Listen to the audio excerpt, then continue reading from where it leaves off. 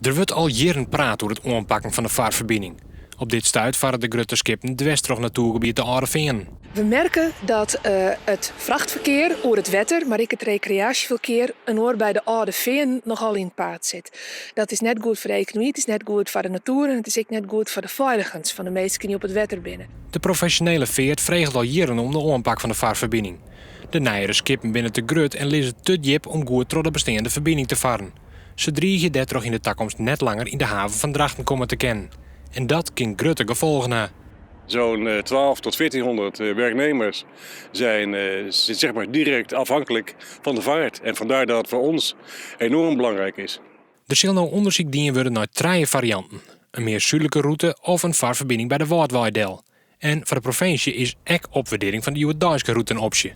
In Drachten binnen ze net maar eens. Als we alleen maar de huidige vaart gaan opwaarderen, dan hebben we alleen dat probleem getackeld. En niet het probleem ten aanzien van het milieu en ten aanzien van het feit dat zeg maar beroeps- en recreatieve vaart elkaar gewoon in de weg zitten. En voor die problemen, om die op te kunnen lossen, is eigenlijk een nieuw tracé wel noodzakelijk. De kosten van de verschillende mogelijkheden liggen tussen de 25 en 74 miljoen euro.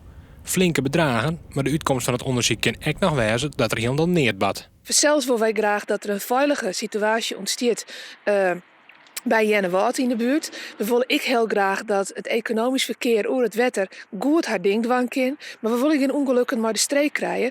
Dus wij moeten goed zien wat is hier verstandig, wat is hier nodig. En dan net meer op haatlijn, maar echt even naar de inhoud. Mocht er wel besloten worden om de verbinding om te pakken, dan moet nog voor 2018 de skep in de groen.